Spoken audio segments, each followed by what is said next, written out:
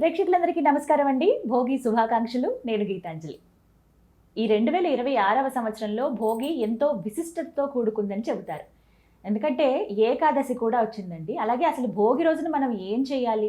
ప్రత్యేకంగా నియమాలు ఏమైనా ఉంటాయా? పిల్లల దగ్గర నుంచి పెద్దవాళ్ళ వరకు భోగి రోజున చేయవలసినటువంటి విధి విధానాలు తెలుసుకుందాం. వివరించేందుకు ప్రస్తుతం మనతో పాటు ఉన్నారు ప్రముఖ జ్యోతిష్యులు, సంకల్ప మందిర్ నిర్వాహకులు బ్రహ్మశ్రీ నందిబట్ల శ్రీహరి శర్మ గురువు గారు. వారితో మాట్లాడదాం. గురుగారు నమస్కారం అండి. వాగర్థావివ సంపృక్తౌ వాగర్థ ప్రతిపత్తయే జగతః పితరౌ వందే పార్వతీ పరమేశ్వరౌ. ఆదిత్యాయ చ సోమాయ మంగళాయ బుధాయ చ గురుశుక్రశనిభ్యశ్చ రాహవే కేతవే నమః. శృంగేరి జగద్గురు పీఠాధిపతులకి, కంచి పీఠాధిపతులకి నమస్కారములు తెలియజేసుకుంటూ కార్యక్రమాన్ని ప్రారంభిద్దాం. గురుగారు భోగి శుభాకాంక్షలు మీకు సుమన్ టీవీ యాజమాన్యానికి, పనిచేసే సిబ్బంది అందరికీ, ముఖ్యంగా వీక్షిస్తున్నటువంటి మన అశేష జన ప్రేక్షకులకి భోగి పండుగ శుభాకాంక్షలు. సంతోషం అండి, మీ ఆశీర్వాదం. గురుగారు భోగి గురించి ఎన్నిసార్లు విన్నా, అంటే ప్రతి ఏడు వచ్చినా ఎప్పటికప్పుడు కొత్తగా ఉంటుంది ఖచ్చితంగా. అయితే ఈసారి వచ్చినటువంటి కొత్తదనం అంటే ఏకాదశితో కూడుకుని రావడం. చాన్నాళ్ల తర్వాత ఇలా ఏకాదశితో కూడుకుని వచ్చింది కదండి. మరి ఏకాదశి ఇలా భోగి రోజు రావడం ఎలా చూడాలి? అలాగే భోగి రోజున ఖచ్చితంగా ఈ పనులు చేయాలి, ఈ పనులు చేయకూడదు అంటూ నియమాలు ఏమైనా ఉన్నాయా? ఎలా జరుపుకోవాలి అసలు ఈసారి? మనకు భోగి అనేటువంటిది సంక్రాంతి ముందు రోజు జరుపుకునేటువంటిది. అంటే వాస్తవానికి సంస్కృతంలో భుజ్ అనే శబ్దము నుంచి ఈ భోగి అనేటువంటి శబ్దం ఏర్పడింది. అయితే కేవలం సంక్రాంతి ముందు వచ్చే రోజునే మనం భోగిగా చూస్తున్నాం, కానీ ప్రతి పండుగ పర్వదినానికి ముందు రోజు భోగి అవుతుంది. అందుకనే పర్వదినం ఏ పండుగ అయినా కానీ ఆ పండుగ రోజున చేసేటువంటి విధి విధానానికి ముందు రోజు నుంచే సమాయత్తం అవ్వడం అనేటువంటిది విధానం. ఆ ముందు రోజుని భోగి అంటాం. కాకపోతే ఈ భోగి అనేటువంటిది సంక్రాంతిదే బాగా ప్రాచుర్యంలోకి వచ్చింది.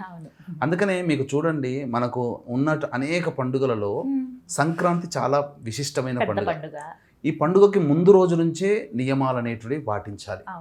అయితే ఈ భోగి పండుగ మీరు అన్నట్టుగా ఏకాదశి తిథి కూడా వచ్చింది. పుష్యమాసము, కృష్ణపక్షము, ఏకాదశి తిథి. దీనిని షట్తిల ఏకాదశి అని అంటారు. కాబట్టి భోగి రోజున సహజంగానే కొన్ని నియమాలు అనేటువంటి పాటించాలి. కానీ ఈ భోగికి మరొక గొప్ప విశిష్టత ఉందమ్మా. ఈ రవి ఎప్పుడైతే ధనుర్మాసంలో ప్రారంభమవుతాడో ఆ రోజు నుంచి కూడా తులసివనంలో ఉదయించినటువంటి స్త్రీమూర్తి గోదాదేవి విష్ణు చిత్తుడు అనేటువంటి భక్తుడికి లభించింది.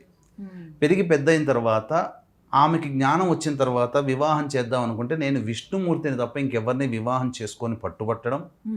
ఆ విధంగా అమ్మాయికి అన్ని రకాలుగా నచ్చజెప్పినా కానీ విష్ణు ఎందే ప్రేమ తత్పరత ఉండడం వల్ల చేసేదేమి లేక విష్ణువుకిచ్చి వివాహం చేయాలని నిర్ణయించుకుంటాడు.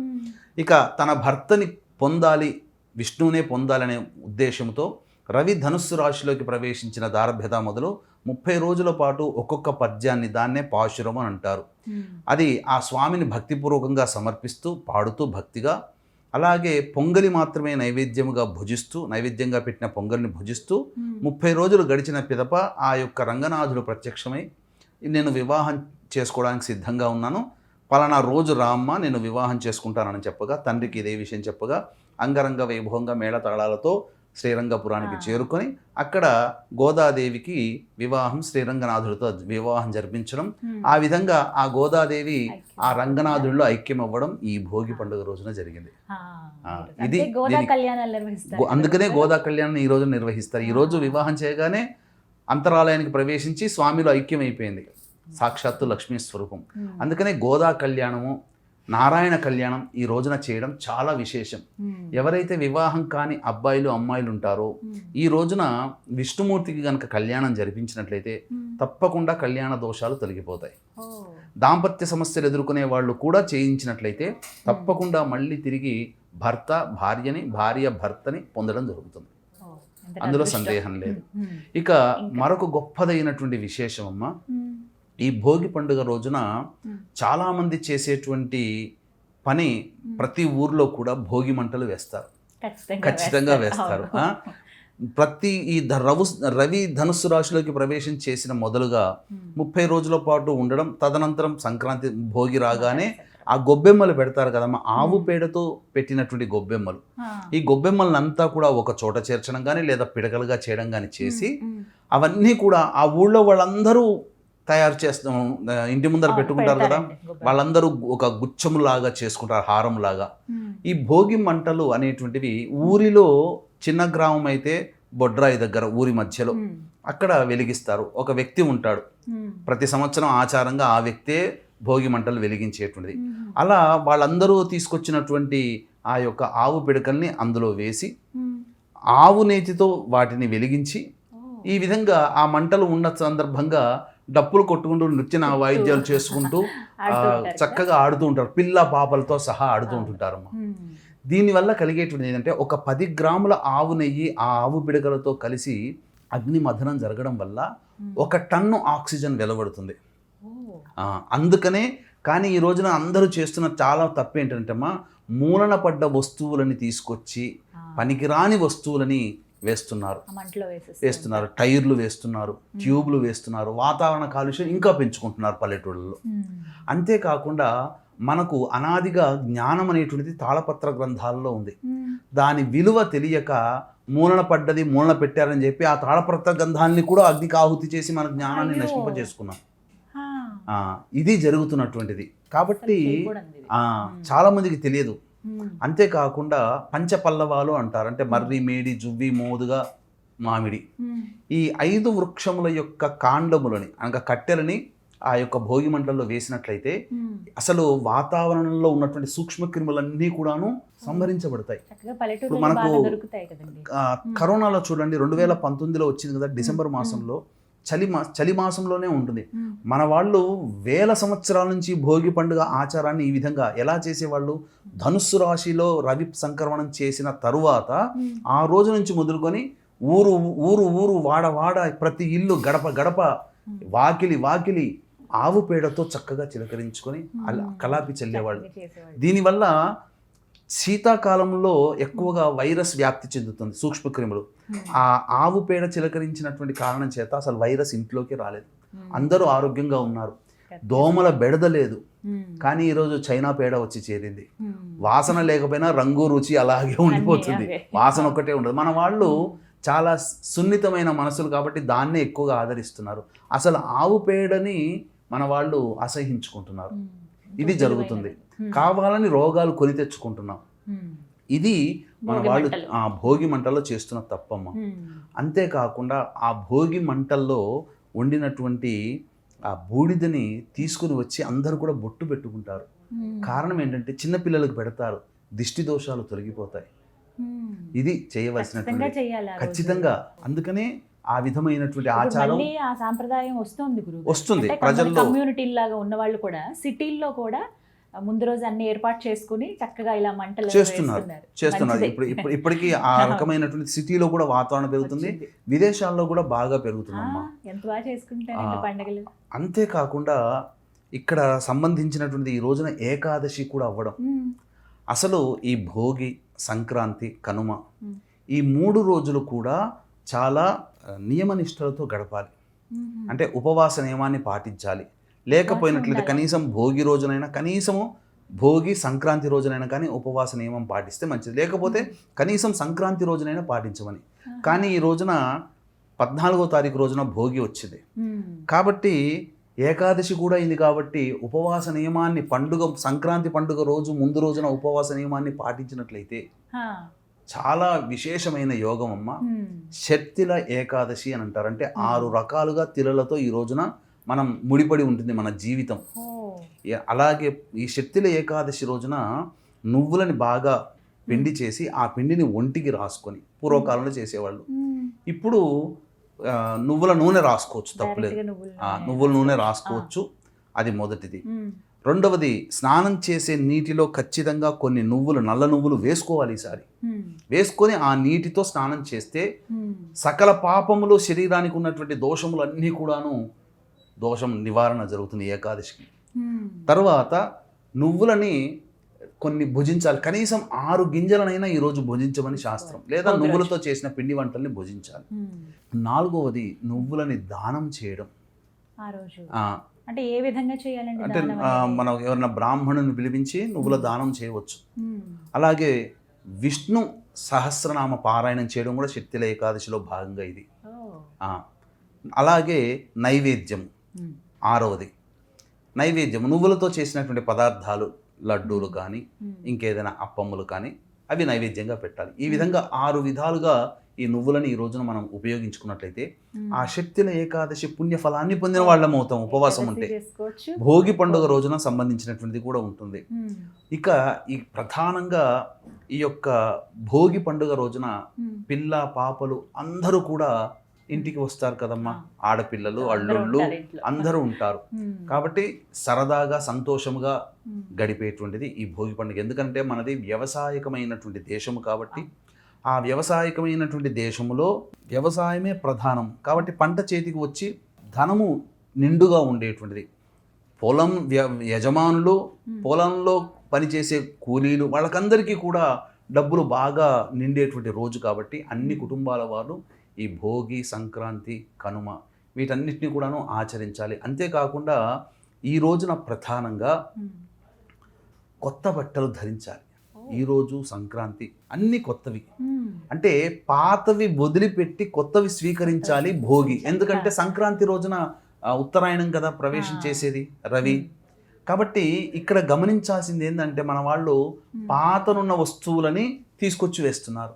కట్టెలు, మంచాలు ఏవి పడితే అవి తీసుకొచ్చి అందులో వేస్తున్నారు. పనికిరాని ప్లాస్టిక్ వస్తువులు మనం ఎప్పుడో ఉపయోగిద్దామని చెప్పి ప్లాస్టిక్ వస్తువులను పెడతారు. పనికిరామని చెప్పి భోగి పండుగ కోసం కూడా వాటిని దాచిపెట్టే వాళ్ళు ఉన్నారు. మ్మ్.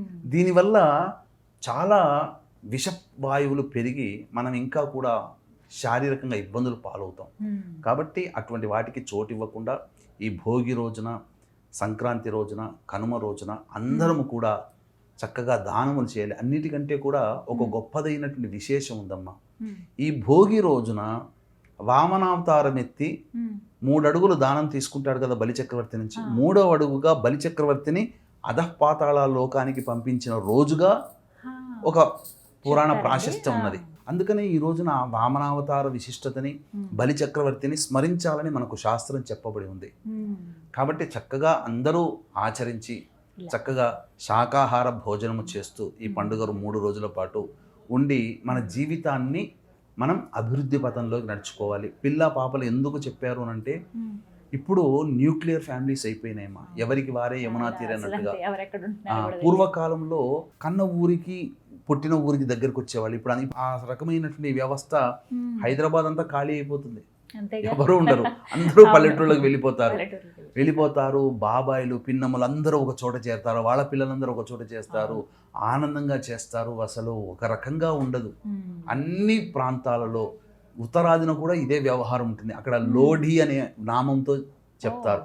మ్మ్. కాబట్టి ఇంతకంటే కూడా గొప్పదైనటువంటి సంక్రాంతి రోజున వీక్షించేటువంటి సుమన్ టీవీ ప్రేక్షకులు కూడా ఎవ్వరికీ చాలా మటుకు తెలవనటువంటి అమోఘమైనటువంటి అద్భుతమైనటువంటి దాన కార్యక్రమాలు, పూజా కార్యక్రమాలు సంక్రాంతి రోజున చేయవలసిన వాటి గురించి ఒక వీడియో మనం చేస్తున్నాం. ఆ వీడియోలో సవివరంగా తెలియజేస్తాను. చేసిన తర్వాత ఇంతవరకు మనకు ఎవరు చెప్పలేదు ఏమిటి అన్నంత విధంగా ఉంటుంది ఆ పరిహారాలు. పరిహారాలు కాదమ్మా, చేయాల్సిన విధి విధానం మస్ట్ అండ్ షుడ్ అంతే. గురుగారు, భోగి రోజున పిల్లలకు భోగి పళ్ళు పోయాలి ఖచ్చితంగా అని చెప్తారండి. ఏ సమయానికి పోయాలి, ఎంత వయసు ఉన్న పిల్లలకి పోయాలి తెలియజేస్తారా? భోగి పళ్ళు అనేటువంటిది మనకు శిష్టాచారంగా వస్తుందమ్మా పిల్లలకి పోయడం. మనకు సాధారణంగా 6 ఏళ్ల లోపల పిల్లలకి, మ్యాక్సిమం 10 ఏళ్ల లోపల పిల్లలకి ఈ భోగి పళ్ళు పోయవచ్చు. అయితే భోగి పళ్ళు పోసే విధానంలో రేగి పండు, బియ్యము, చెరుకు గడలు, అలాగే రాగి పైసలు పూర్వకాలంలో వేసేవాళ్ళు. అంటే దీంట్లోని అర్థం ఏంటంటే ప్రధానంగా మనకు చిన్నప్పుడు పిల్లలు పుట్టినప్పుడు ఇక్కడ మూర్ధ్ని స్థానము అని అంటారు. అంటే ఒక లొంత ఉంటుంది, గుంతలాగా ఉంటుంది, మెత్తగా ఉంటుంది. పెరుగుతున్న కొద్దీ ఇక్కడ మళ్ళీ బోన్ పెరిగిపోయి గట్టిపడుతుంది. ఇది బ్రహ్మరంధ్రము అని అంటారు. కాబట్టి ఈ యొక్క బ్రహ్మరంధ్రము అనేటువంటిది ప్రచోదము కావాలి. అప్పుడు ఏమవుతుంది, పిల్లల్లో ఆటిజం లక్షణాలు, బుద్ధి వికాసం కాకపోవడం అనేటువంటి ఈ కాలంలో ఎక్కువగా ఉన్నాయి. ఇందులో ఈ భోగిపళ్ళు పోసే అంతరార్థం ఇదే. పైగా ప్రత్యక్ష దైవం కనిపించే నారాయణుడు ఈ సూర్య భగవానుడు. అందుకనే రేగి పండుని సూర్య భగవానుడి గుర్తుగా చూస్తాం. ఒక దూరంగా ఇలా పట్టుకొని చూస్తే గుండ్రంగా ఉంటుంది. సూర్యుడు ఎలా ఉంటాడో అలాంటి వర్ణములో రేగిపండు, విరగగాసిన రేగిపండు అలా ఉంటుంది. మనకు బద్రీనాథులో నారాయణుడు వెలిశాడు కదా, అది బదరికా వనము. కాలక్రమేణా ఆ బదరికా వనంలో ఉన్నాడు కాబట్టి బద్రీనాథుడు అయ్యాడు.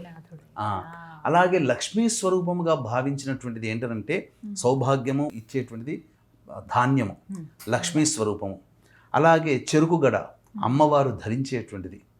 అలాగే ఈ రాగి పైస కూడా లక్ష్మీ స్వరూపం. కాబట్టి ఈ 4 రేగిపళ్ళు, రాగి పైసలు లేదా ₹1 ₹2 కాయిన్లు, అలాగే బియ్యము, చెరుకుగడలు ఇవన్నీ పట్టుకొని ఆ యొక్క భోగి పండ్లు పోసే పిల్లల్ని చక్కగా వరుసగా కూర్చోబెట్టి పెద్దలందరూ వచ్చి, ఆ ఊరి వాళ్ళు చుట్టుపక్కల వాళ్ళందరూ వచ్చి తల్లిదండ్రులతో సహా, తాత ముత్తాతలతో సహా 3 సార్లు క్లాక్ వైజ్, 3 సార్లు యాంటీ క్లాక్ వైజ్ దిష్టిలాగా తీసి పైనుంచి ఇలా ధారగా పోయమన్నారు. ఇక్కడ వేస్తే ఏమవుతుందనంటే, ఇక్కడ పోస్తే ఈ బ్రహ్మరంధ్రం ప్రచోదతం అవుతుంది, యాక్టివేట్ అవుతుంది. తద్వారా పిల్లల్లో బాగా బుద్ధి పెరుగుతుంది, జ్ఞాపక శక్తి పెరుగుతుంది, అలాగే తెలివితేటలు కూడా పెరుగుతాయి. అందుకనే ఆ కాలంలో ఆటిజం లక్షణాలు తక్కువగా ఉన్నాయి. ఈ కాలంలో 100 మంది పిల్లలు పుడితే 20 మందికి ఆటిజం భావాలతో ఇప్పుడు పుడుతున్నారు. చాలా చోట్ల చూస్తున్నాం. కాబట్టి అవన్నీ రాకుండా ఇది చేయాలి. అన్నిటికంటే కూడా ఈ యొక్క భోగి పళ్ళు వేసేటువంటి పిల్లలకు వేస్తాం కదా, పిల్లలు తూర్పు వైపున కానీ పడమర వైపున కానీ ఉండాలి, ఉత్తర దక్షిణాల్లో కూర్చోకూడదు. ఇది నియమం. అంతేకాకుండా ఈ సంక్రాంతి రోజున తిల ద్వాదశి కూడా వచ్చింది.